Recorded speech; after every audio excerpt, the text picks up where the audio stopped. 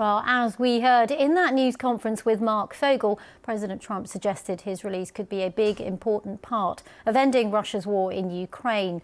Well, the violence has continued overnight with a Russian missile attack on Kyiv, which killed at least one person.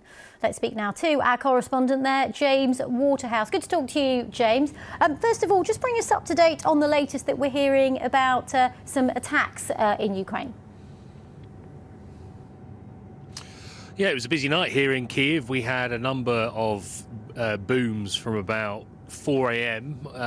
They don't happen as frequently as they did, but they can ramp up very easily. There was a reported ballistic missile attack launched by Russia, as it typically does, which targeted Kyiv. Behind me in one of the districts here, the Podolsky district, we're told a building was on fire and at least one person has been killed. When we're talking about ballistic missiles, they're always harder to intercept for the city's air defences, and I think it's worth remembering that when we're going to hear a lot about peace talks. We're going to hear a lot about the political language around them and if or when they might happen. But all the while, this is a war that is ploughing on. This is a full-scale invasion that Ukraine is continuing to weather and that Russia is continuing to act out. So that was the story of the night. The capital's had quite a disturbed night's sleep, but of course there are countless towns and cities that have it even worse, especially when they're close to the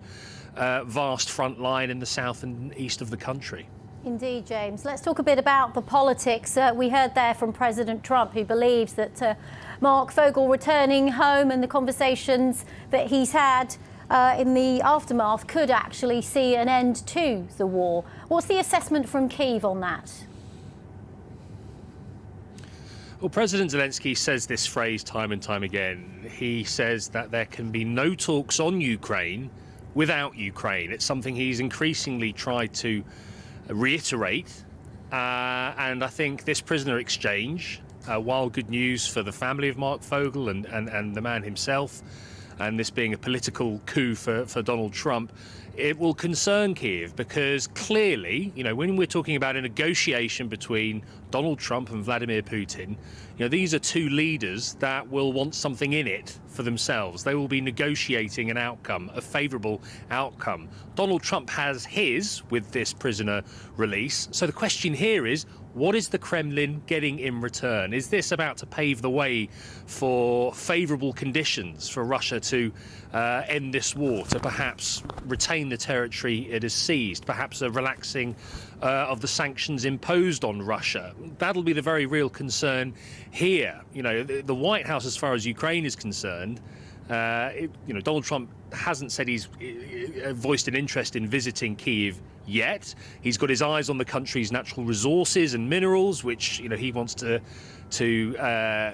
exploit as a return for the billions of American dollars that Ukraine has received. And so we are in a phase of this war where there's a lot of talk about peace talks about talks, but also we're seeing Ukraine having to go into pitching mode. It's having to sell the reasons as to why it thinks the West should keep supporting it as it stands up to Russia's ongoing invasion.